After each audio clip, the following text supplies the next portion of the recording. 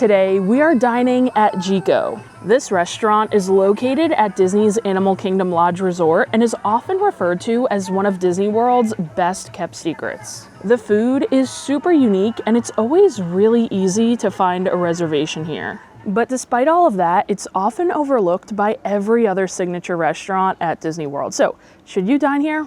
Let's go find out.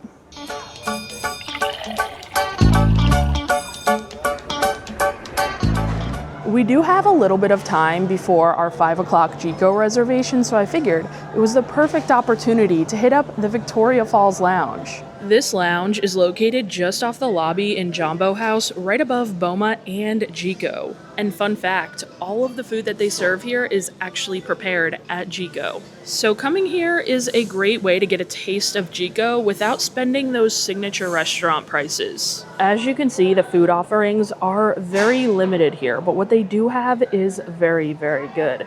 They offer marinated olives with almonds. They have a spiced goat cheese dip, which is my favorite, a brie burger, the Cape Town slap chips, wood-roasted peri-peri shrimp, and a grub board, which is like their version of a charcuterie board. But if you look closely, this lounge fare is only available from 5 until 10, so unfortunately, we're gonna miss it today. I only just discovered this place a couple of years ago and have been absolutely obsessed ever since. I think the food here is spectacular. They have some of the best lounge bites you could find, especially in that goat cheese dip. They have one of the most underrated burgers at Disney World, and that brie burger, and like I mentioned, I also love those Cape Town slap chips. And since we can't get any food, I settled on ordering a drink. And let me show you this drink menu because they have some really interesting things, especially their beers. They have a Safari Amber and a Kungaloosh, which I believe you could only get here at this resort, and also at Animal Kingdom Park. You might be able to get it still. But super cool beers, and they also have a ton of specialty cocktails. They have a cold brew martini, they have a Cape Town Collins, a prickly pear mule, some African sangria there, a Mount Kilimarita, a Belvedere, a Seychelles martini, and a Baobab 75. I really like how all of the drinks incorporate super cool Animal Kingdom theming, and a lot of them also feature different African spirits. So I decided to order the Mount Kilimarita. It's an African margarita with Sango African agave, Tippler's orange liqueur, and sweet and sour with a splash of cranberry juice for $18.50. And believe it or not, I've actually never had this drink here before, which is kind of surprising because I love a good margarita. But yeah, never had it, and look at how pretty that color is. It's a very pale pink, I guess from the cranberry juice, but let's try it out. Very citrusy, pretty strong, and for some reason it reminds me a lot of like a grapefruit flavor, which this doesn't have any grapefruit in it, but it kind of tastes grapefruity. Now you guys know I'm not a fan of sweet and sour mix in any margarita or actually any drink, but I wanted to give it a go in its true Mount Kilimarita form. But next time, I think I would definitely order this with no sweet and sour mix. I'm kind of sad I won't be able to try any of the food this visit. Like I said, I really wanted to try this shrimp. It's newer to the menu and I haven't had it before, so I really had my eye on it, but it looks like the food is gonna have to wait and I'll have to come back soon to get some of the food. But for now, we're heading just downstairs to Jiko for our dinner. Jiko is known for blending flavors from Africa, India, and the Mediterranean into a menu that is very different from anything else you could find at Disney World. The restaurant has an open kitchen with wood-burning ovens that are used to cook a lot of the food served here. They're known for a great atmosphere, an award-winning South African wine list, and great steaks, seafood, and other adventurous dishes. Now, as I was seated, I was brought over a nice, cool, scented towel. I think she said it's scented with mint. Yep, definitely. And I love when a restaurant starts you off or finishes your meal with a nice towel. It's just a nice little extra touch that you won't find at many other restaurants. Shortly after our towels came our bread service, and I know I keep saying the word unique, but they truly have the most unique bread here. They call this giraffe bread, and it kind of has these spots of a giraffe. They put some rice flour on top, and it kind of crackles into those spots, and it's served with a baobab fruit butter topped with smoked salt. And I remember loving this bread here last time I dined at Jiko, so let's cut ourselves off a piece. It is super crispy, crunchy, and those rice flour kind of pieces are just crackling apart. And If you guys have ridden the safari at Animal Kingdom before, you've seen a baobab tree. I'm assuming that a baobab fruit comes from a baobab tree. Could be wrong though, but it's so cool that like the attention to detail in the bread as well as the butter here. So let's get some butter on our bread and try it out. This bread is so pillowy soft, and hands down the best part of the bread here are those crunchy pieces from the rice flour on the top. I love the texture that adds. The butter itself is super interesting. Again, nice and soft, and I think the baobab fruit adds a little bit of sourness. It almost has a flavor of like sour cream, but then that salt kind of cuts through the sourness really nicely. It's a really good combo. But let's take a look at our menu here, and right at the top we've got our featured cocktails, and you might be noticing these are pretty much the same drinks you could get at the Victoria Falls Lounge, including the Mount Killamarita that we just drank. It's right at the top there. So it looks like they might have kind of the same drinks, but I know they definitely have different food, and a lot of these appetizers are very popular, very beloved here.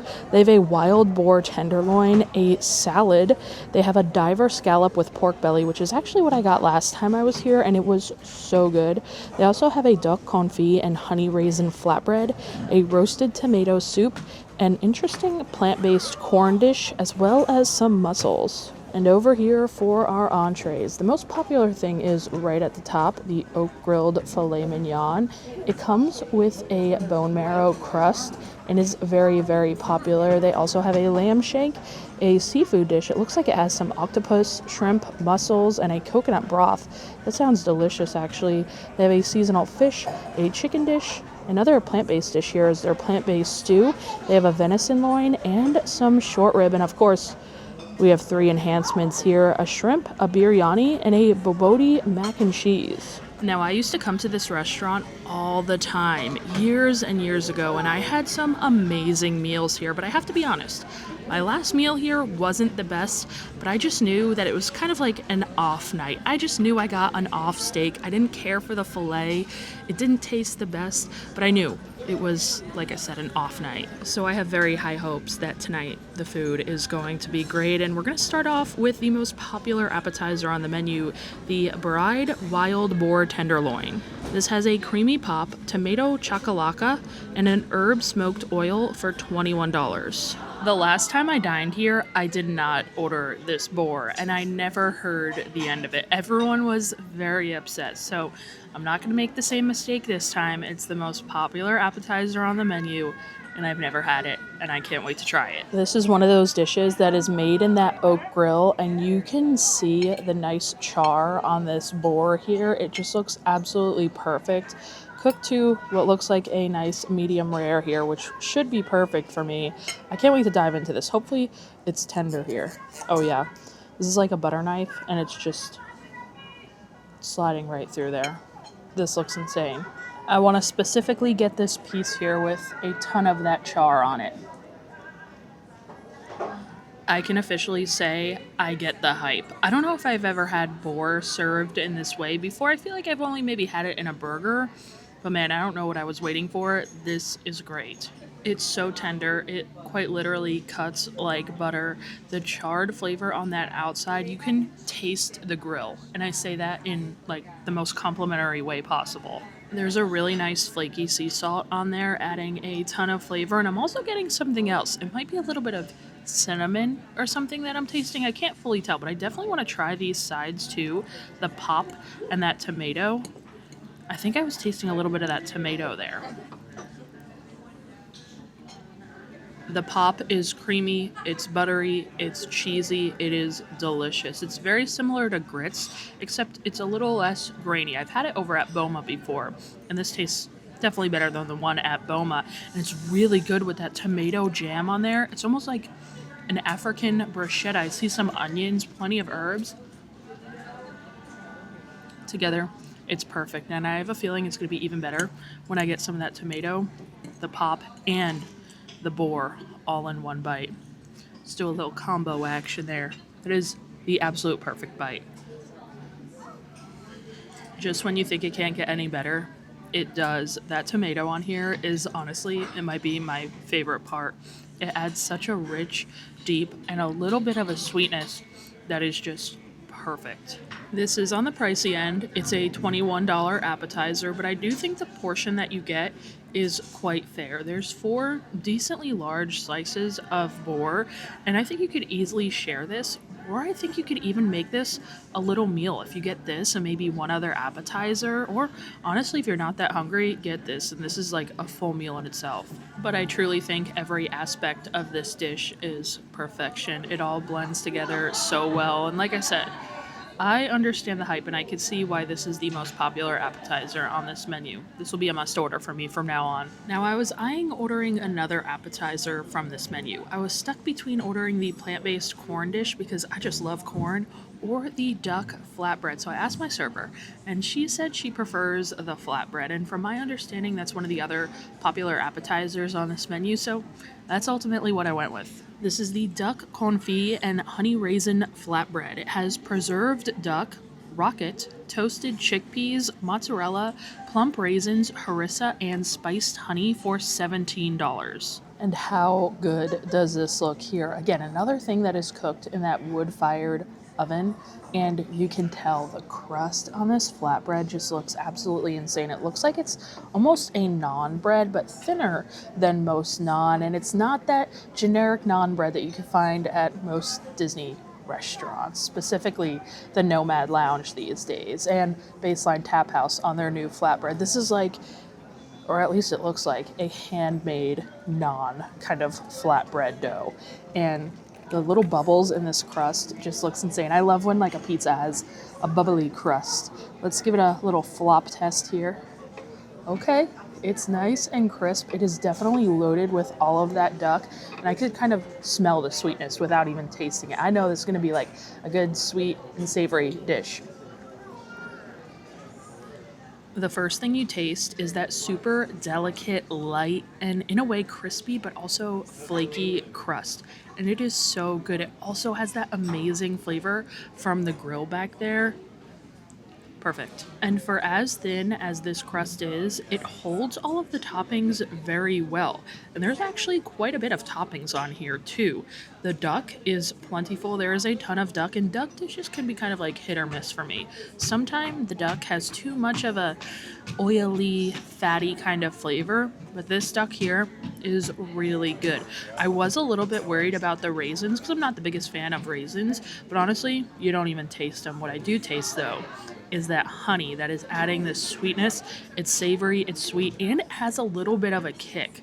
It's almost like they brushed that spiced honey on the bottom of this flatbread here and then put all of the other toppings on top, which I really like because you get a little bite of that sweet, savory, and spicy in every single bite that you take.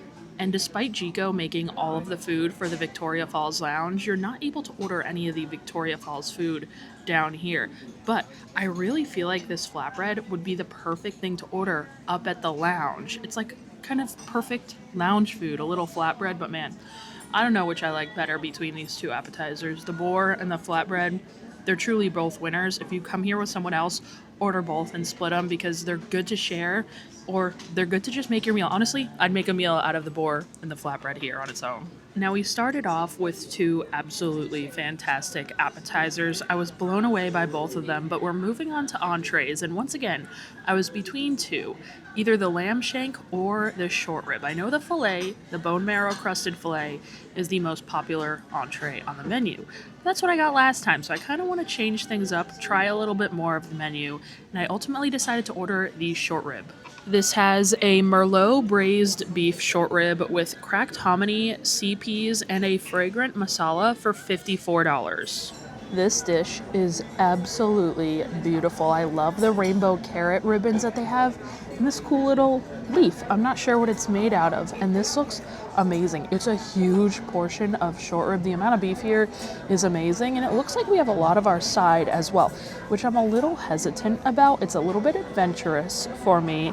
They did give me the option to put mac and cheese on the bottom of this instead, which honestly, a short rib and their mac and cheese, which I have had here before, it comes with their filet, or you can also get it on the side with like a bunch of other toppings in it. I feel like this would have been perfect with the mac and cheese, short rib and mac and cheese. sounds amazing. But I was like, you know what? I'm going to step a little bit outside of my comfort zone, try something new, and just order it as is. And it has a very strong scent of like Indian flavors, and I'm typically not a huge fan of that. But who knows? Maybe I'll enjoy this. And it's funny, they did give me this huge sharp knife here to cut my short rib, but I don't even think I am going to need it, or at least I shouldn't need it here. Let's see. Let's give it the tender test. There we go. That looks cooked perfectly. First, we're just going for the beef here, and it was braised in some Merlot, so it should have a nice, sweet, rich flavor. This beef is delicious. You can tell it's just been cooked low and slow. It falls apart right off your fork, and it's so tender. On the top, it has a little bit of like a sauce, and it looks like a mix between like brown gravy and barbecue sauce. And it kind of tastes like barbecue sauce as well because it's a little smoky. It's definitely a good bit of sweet in there as well. And this beef is huge, and it's even bigger than I thought it was, this piece here. This is a huge hunk of short rib. I love short rib, and this is excellent. Now on to the part I'm a little bit nervous about. This side here are hominy and CP masala. And I've had hominy many times. I actually really like hominy because it reminds me a lot of corn, but I didn't know what CPs were, so I looked it up, and they are wild edible vining legumes that grow in sand and gravel along coastal shorelines. And that makes sense because it looks like there's some beans in here, and just by looking at it, I thought it was like some kidney beans, but it turns out those are our CPs. Let's try it out. This is super interesting. The flavor, I enjoy. The masala is there, has a really warm African spice blend. I taste a lot of cinnamon in here, and it's good. I really like the texture of the hominy because it's so like thick. So the texture of that mixed with those beans is really good. And despite not being a fan of these warm African spices and kind of more Indian style spices, I actually don't mind this. And it has a good kick as well. If you don't like spice, I don't know if you'll like this. Luckily, I like spice, so the spice level is honestly perfect for me. It's spicy enough that I could still thoroughly enjoy it, but it definitely has some heat to it. And now for the little 1-2, a little beef short rib and little hominy. With the beef, it tones down the heat and those spices a little bit. I like it a lot together. Do I think I would like it more with some mac and cheese, a short rib mac and cheese? Heck yeah. But this is still good, and I'm really glad I tried it because I do enjoy it. Guys, we have had an amazing meal so far, but it's on to dessert, and they actually only have 4 desserts on this menu. They have a plant-based coconut panna cotta with strawberry. They also have this poiki pot. And I remember how to pronounce it. At least I think I remember how to pronounce it, because that's what I got last time. They have a milk tart and also the Malva Pudding, which I'm hearing is their signature dessert. They also have some loose leaf specialty teas, which are quite impressive, and a bunch of them down here as well as some Kenyan coffee. And I noticed just up here, they have some after dinner drinks. Specifically, this Zebratini, which caught my eye. So I decided to order a little beverage to go with our dessert, the Zebratini. This has Captain Morgan, Mozart chocolate liqueur, Frangelico, Amarula, and a shot of espresso in a chocolate zebra striped martini glass for $17.50. You know, I was thinking, I had never had an espresso martini at Jiko or anywhere at the Animal Kingdom Lodge, so I wanted to try one, and then I saw this, and it caught my eye. It has like every kind of coffee liqueur possible in here, and it should pair pretty well with our dessert, although it is creamy. I know they have a zebra dome style coffee drink over at Boma, and if you don't know, a zebra dome is the most popular dessert at Animal Kingdom Lodge. They're like these little, almost like custards, and they have a little bit of a coffee flavor. They're so delicious. They serve them at the Mara, the quick service, and you could get unlimited zebra domes over at Boma. So I thought it would be a little bit like that, and they have a coffee after it at Boma, but this looks like it's completely different, so I'm excited to try it out. That is very creamy and very thick, and because of the amount of cream in it, it kind of dilutes the espresso or any type of espresso coffee flavor in this really whatsoever. I don't find it to be strong, in alcohol or strong in espresso or coffee flavor, which is a little bit disappointing. I think I would definitely prefer a plain espresso martini here a little bit better, because this is just too heavy on the cream for me. This is gonna hurt my stomach for sure. But sticking with the coffee liqueur theme, I decided to order the Malva Pudding for dessert. This has an amarula infused Malva cake, a caramel sea salt gelato, katafi, a chocolate garnish, and a sweet Shiraz gelée for $15. How beautiful is this dessert? Seriously, everything that I've ordered tonight has just been plated perfectly, and I love this little bird chocolate that we have at the top. Reminds me a lot of the little birds that they have kind of flying above my head throughout the dining room here. But this is so pretty and looks so good. I'm not quite sure how to eat it though, because we have a bunch of that like katafi on in between the ice cream and the cake. It's super crunchy as expected. Very hard to break through, but I got it. A little bit of everything. This is super interesting. All of the flavors and the textures work together so nicely. The cake, that Malva cake, reminds me a lot of like a bread pudding or an olive oil cake in the way that it's super moist. I'm getting a little bit of that liqueur flavor, but not super coffee forward. And now that I'm kind of getting into it, it reminds me a little bit of that butter cake that they serve over at Yak and Yeti that I love. I think this cake is delicious, and when you pair it with that crunchy katafi, and trust me, there's a ton of katafi on here, it's very good. But the star of the show is this caramel sea salt gelato. It is so good. It's a little bit salty. It is truly perfection there, and there's not quite enough. I want to get some of that gelato in every single bite, but there's really just like the tiniest scoop on top, unfortunately. This is good. I really like this dessert. I've only had 2 of the desserts on the menu in the Poiki pot and now this, and I do enjoy both of them. Well, that is going to do it for our evening at Animal Kingdom Lodge, and I am so happy to report we had an amazing dinner at Jiko tonight. Seriously, everything was top-notch, from the presentation to the flavor. I thoroughly enjoyed everything that I had this evening. But if I had to pick a favorite, it was definitely the appetizer course. Both the boar and that flatbread are some of my favorite dishes that I have had at Animal Kingdom Lodge, period. They were both so good and honestly worth the trip to Jiko alone. But let me know what you guys think. Are you fans of Jiko? Is this one of the signature restaurants at Disney World that you typically go for? Let me know in the comments down below. And after tonight, I can definitely say I will not wait so long to go back to dine at Jiko. Thank you guys so much for checking out this video. Thank you to everyone over on Patreon. I really appreciate your support. As always, if you enjoy honest Disney food reviews, I'm always going to give them to you, so make sure you hit that subscribe button, and I'll see you guys in the next video.